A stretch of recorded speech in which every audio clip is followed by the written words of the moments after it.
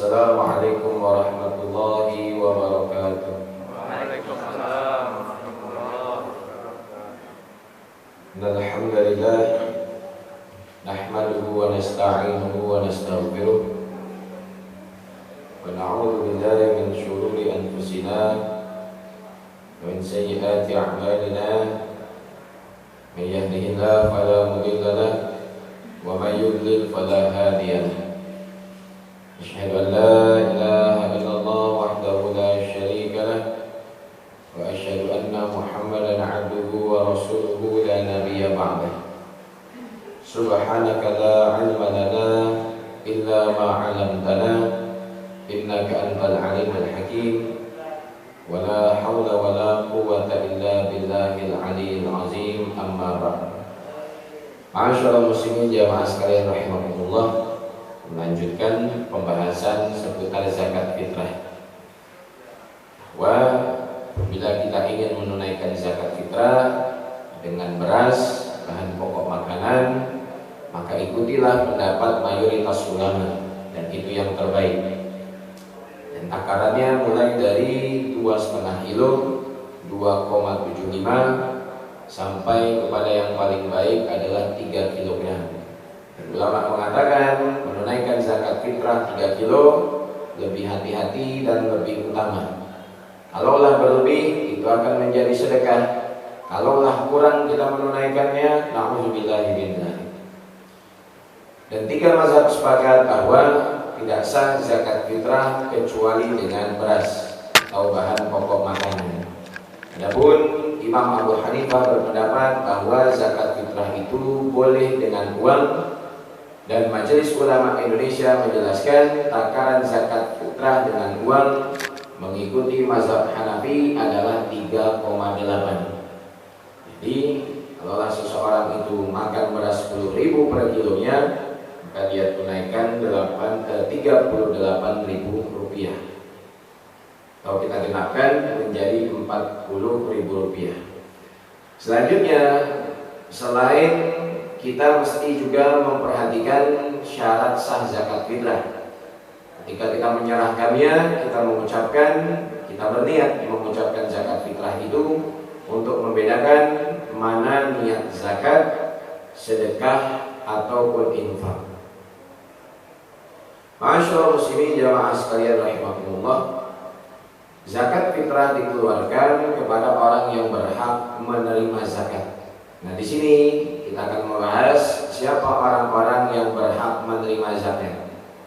Allah Ta'ala berfirman dalam surat At-Taubah ayat 60, Innamas shadaqatu lil fuqara'i wal masakini wal 'amilina 'alaiha wal mu'allafati qulubuhum wa fir riqabi wal gharimina wa fi sabilillahi wa ibnis sabil. Sesungguhnya zakat fitrah itu hanyalah untuk orang-orang fakir, orang-orang miskin, amil zakat, orang-orang yang dilembutkan hatinya atau disebut mu'alaf, hamba sahaya, orang yang berhutang, orang yang berada di jalan Allah atau disebut fisabilillah, dan ibnu sabil, musafir. Allah Subhanahu wa ta'ala hanya membatasi 8 golongan manusia ini. Ada pertanyaan, apakah yatim piatu berhak menerima zakat fitrah? Kemudian janda berhak menerima zakat fitrah? Maka tergantung. Kalau yatim piatu ataupun janda ataupun orang tua masuk kepada salah satu golongan yang 8, mungkin dia miskin ataupun fakir, maka berhaklah menerima zakat fitrah. Tapi kalau bukan, maka golongan tersebut tidak menjadi patokan. Status sosial tidak menjadi barometer seseorang berhak menerima zakat fitrah ataupun tidak, tetapi disesuaikan dengan salah satu dari 8 golongan tersebut. Kata bapak-bapak di masjid sana, kalau janda itu bukan dikasih zakat Ustaz, tapi dinafkahi katanya. Jamaah sekalian rahimahullah, yang di belakang betul ya. Siap-siap. Tapi sayangnya PNS nggak bisa 2 istri. Boleh ya kalau nggak tahu.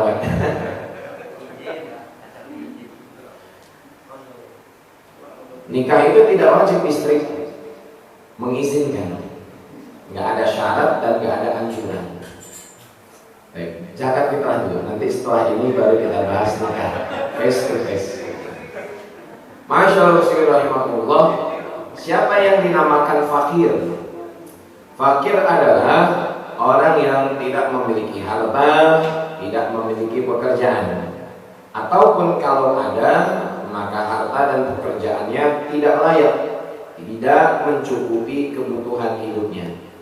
Katakan seorang miskin, seorang yang fakir, kebutuhan 1 bulan 3 juta rupiah. Nyatanya penghasilannya hanya 1 juta ataupun lebih kurang dari itu. Dia punya penghasilan tidak mencapai separuh yang dibutuhkan dari kebutuhan pokoknya. Maka orang tersebut dinamakan fakir. Dia berhak menerima zakat fitrah. Yang kedua adalah miskin. Miskin orang yang mempunyai pekerjaan, orang yang mempunyai harta, tapi dari harta ataupun pekerjaannya juga tidak bisa memenuhi kebutuhan pokok. 1 bulan 3 juta rupiah, tetapi penghasilannya hanya mencapai separuh, 1,5 juta contohnya. Meskipun ada rumah, ada kendaraan, ada motor, maka dilihat dari penghasilan tersebut dia tergolong miskin. Nah, sehingga fakir dan miskin ini patokannya berbeda-beda, bergantung di tempat-tempat. Seperti Lampung mungkin 3 juta, kalau di Jakarta mungkin lebih dari itu kebutuhan pokoknya, di Batam lebih daripada itu. Kalau berdua suami istri, maka berapa kebutuhan normalnya? Suami istri anak 1 disesuaikan. Setengah dari kebutuhan normal, penghasilannya disebut miskin. Kurang dari setengah dari kebutuhan normal, maka disebut fakir. Yang ketiga adalah amil zakat. Nah, banyak permasalahan terjadi di masjid ataupun mushola terkait amil zakat. Mereka beranggapan panitia zakat di masjid ataupun mushola adalah amil zakat. Padahal tidak. Karena amil zakat yang sah di negara kita ini hanya Basnas atau di bawahnya seperti Lazis, Lazisnu dan lain-lain.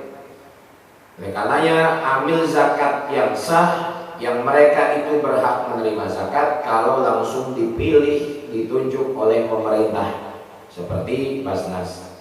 Kemudian mereka sukarelawan, tidak mendapatkan gaji,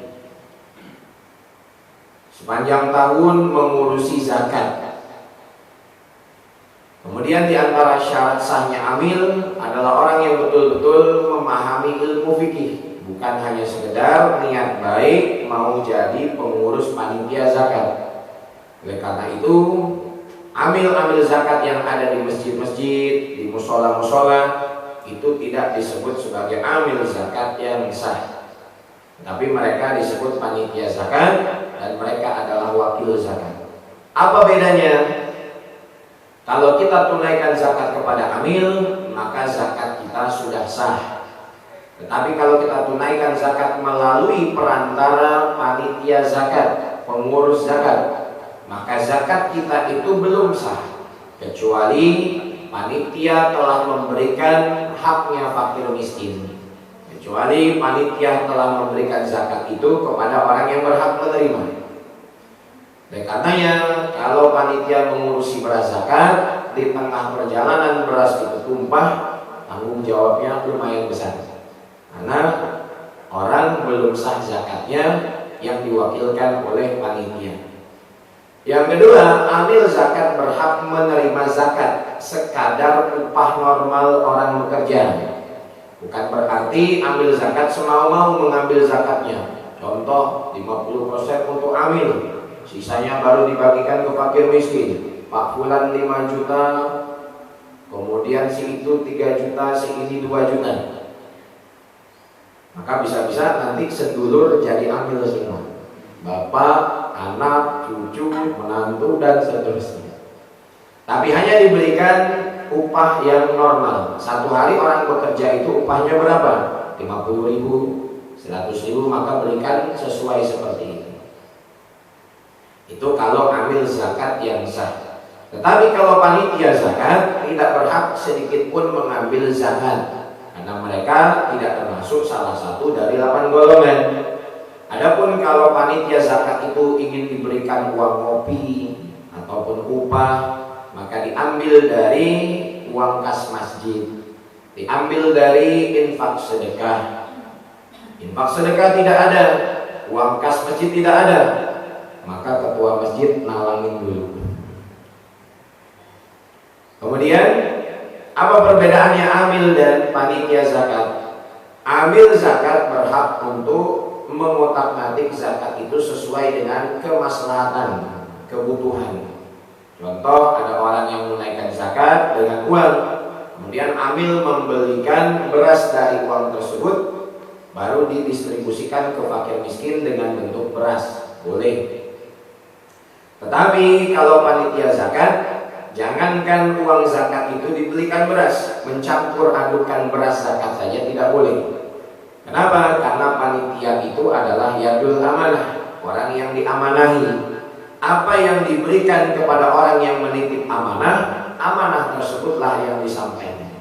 Saya memberikan zakat fitrah dengan harga beras yang 15.000, maka saya ingin beras zakat fitrah saya itu sampai sebagaimana saya telah menakarnya. Jadi ketika beras itu dicampur, maka dikatakan beras itu mahal tidak, dikatakan beras murah juga ada beras mahalnya. Seperti halnya contoh lain, saya minta tolong mobil saya diisikan Pertamax. Kemudian orang yang diminta tolong itu ngisiin Pertamax cuma sebagian, sebagiannya diisi Pertalite, maka itu tidak amanah.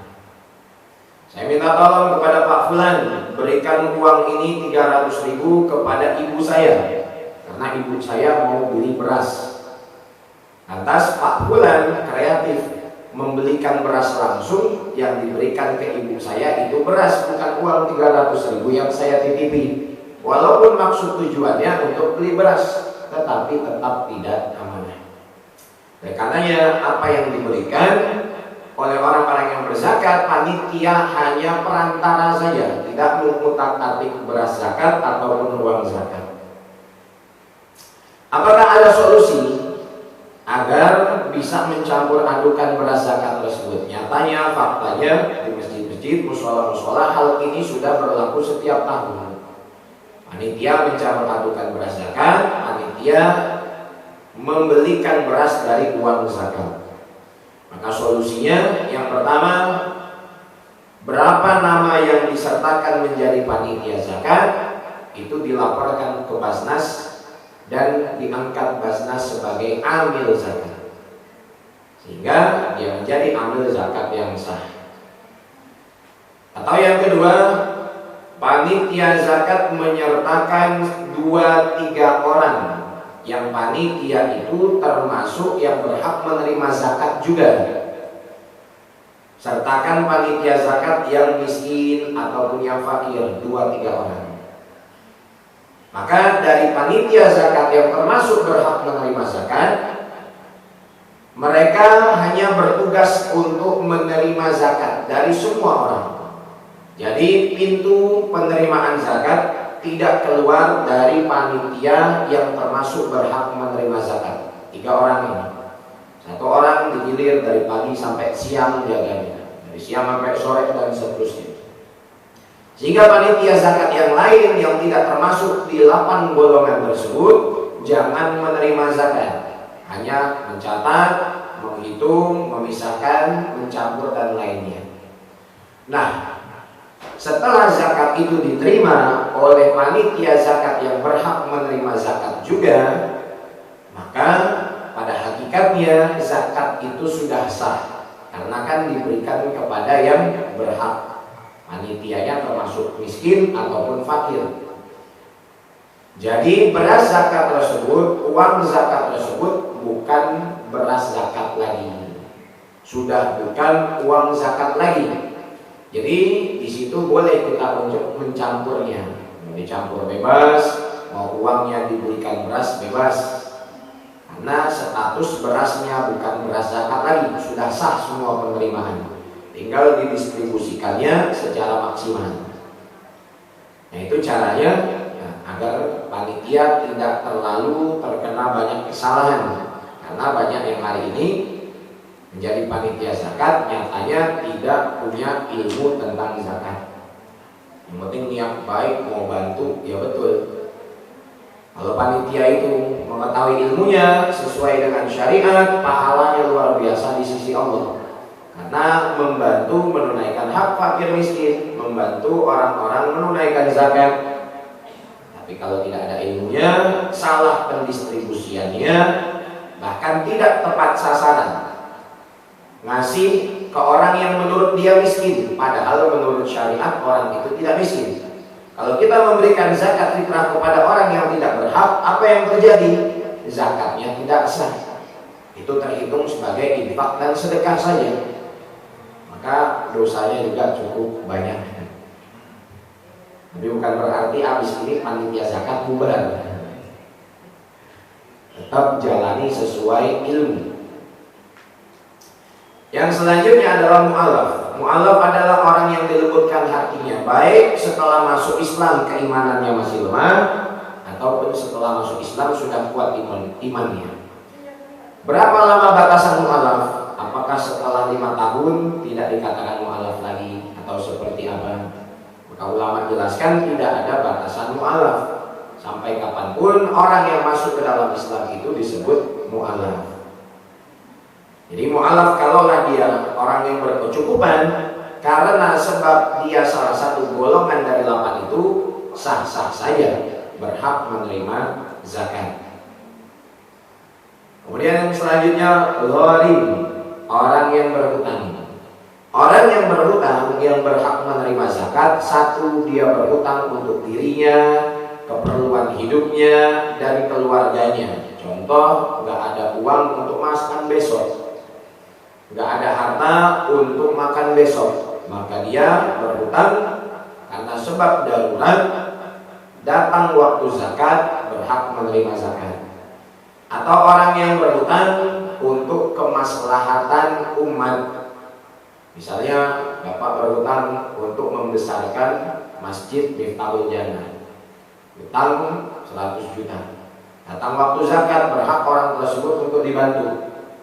Hutang untuk buat selokan di kampung, jembatan di tempat kita tinggal, yang intinya adalah kemanfaatannya kembali kepada masyarakat umum.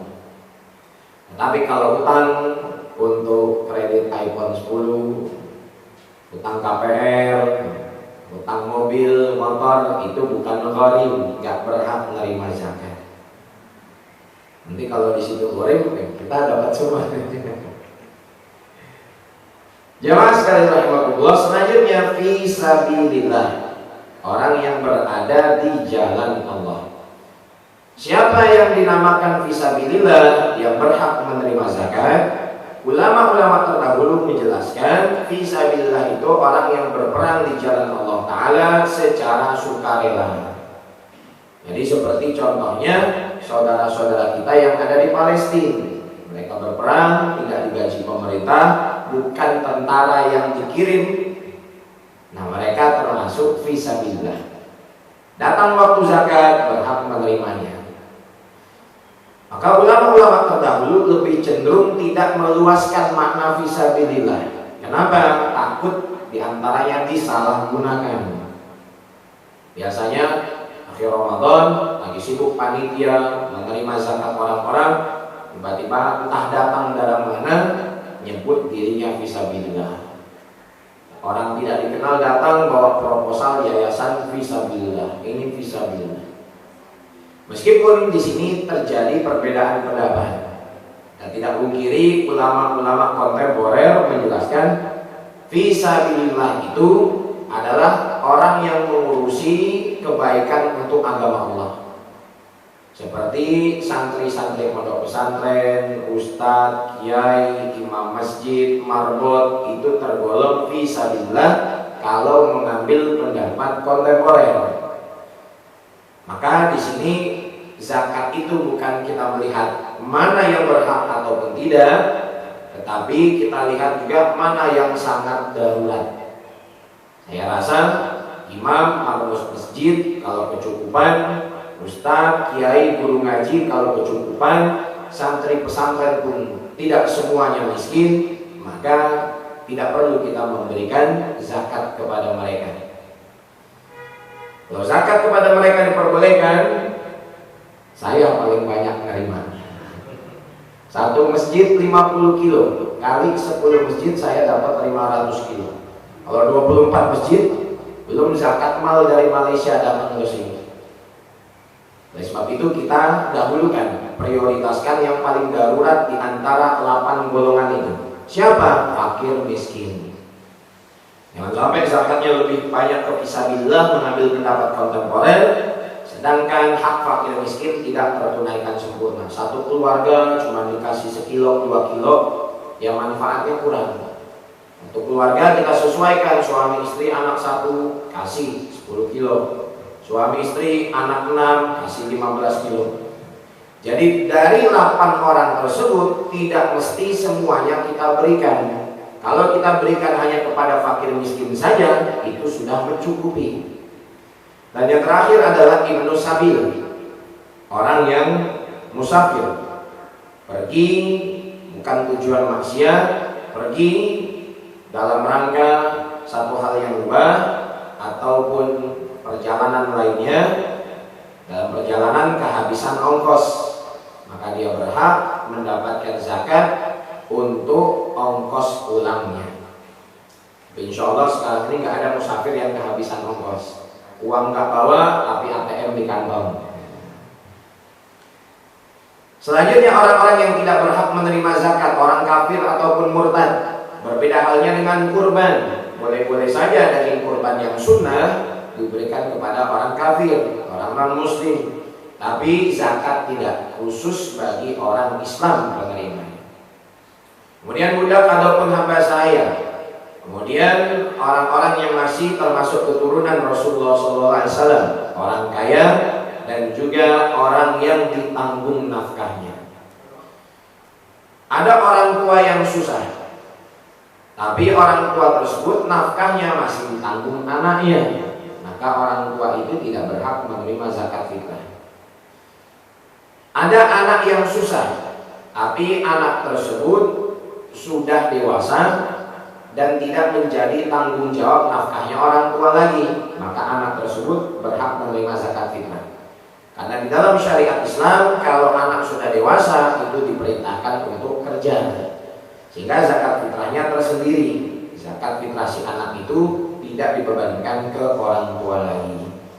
Nah, oleh karena yang jemaah sekalian hadirin wal hadirat rahimakumullah, zakat ini bukan hanya sekedar muamalah, kita menunaikan hak sesama manusia, kita menyampaikan hak fakir miskin. Tetapi dari itu, lebih dari itu, zakat ini adalah kental dengan unsur ibadahnya. Oleh karenanya dalam ibadah itu kita mentaati perintah Allah, kita laksanakan dengan ilmu.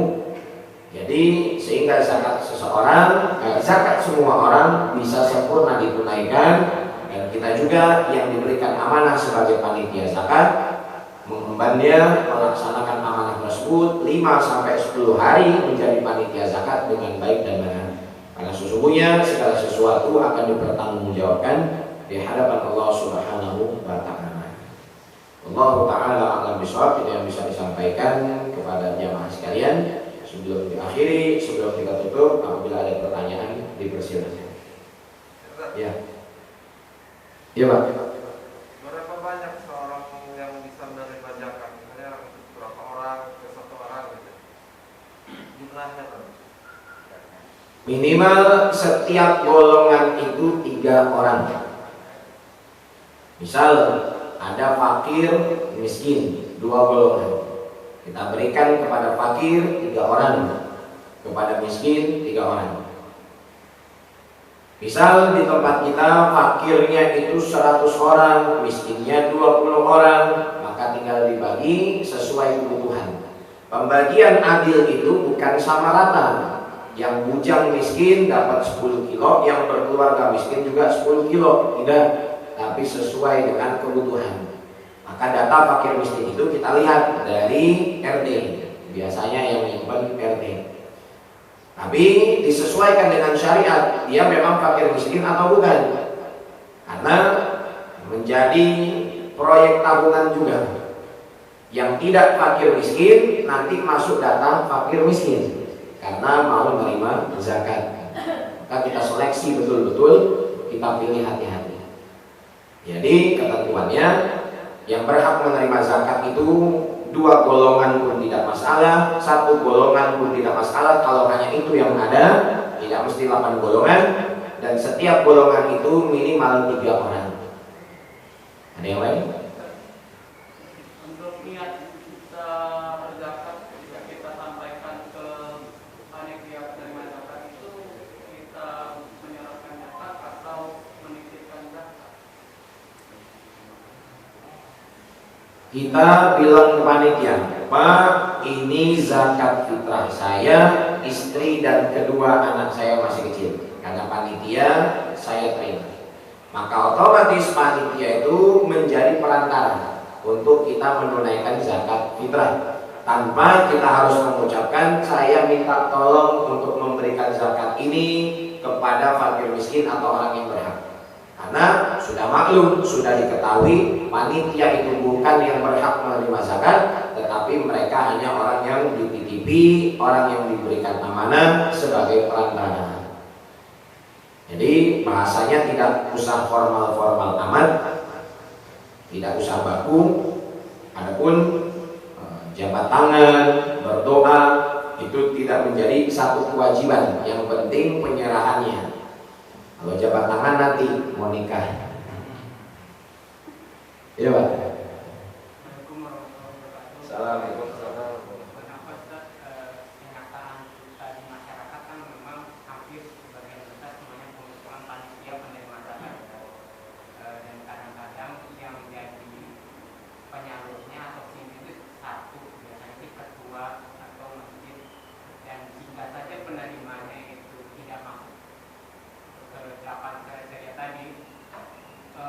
Bagaimana sikap kita gitu, apakah kita berikan zakat kita di situ seperti apa, atau perlu kita sampaikan bagaimana solusinya itu?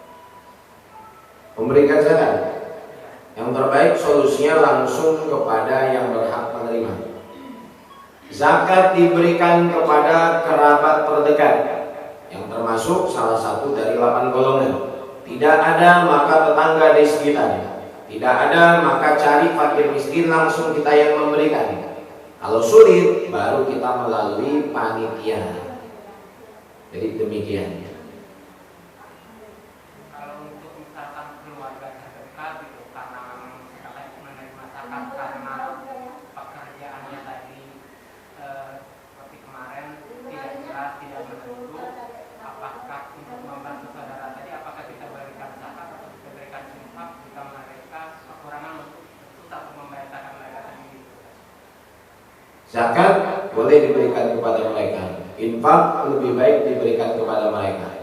Jadi secara umum tolong menolong itu adalah kepada orang terdekat.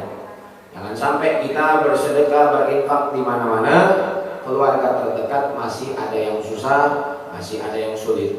Orang lain dinaik hajikan, imam masjid dinaik hajikan, kakaknya sendiri tidak dinaik hajikan. Kan kebanyakan orang hari ini keluar itu lebih baik dibandingkan di dalam. Ada yang lain Pak? Kalau untuk waktu yang terbaik memberikan zakat berapa? Waktu yang terbaik kapan memberikan zakat? Sebelum sholat Idul Fitri. Nabi SAW memerintahkan orang-orang untuk menunaikan zakat fitrah sebelum melaksanakan sholat.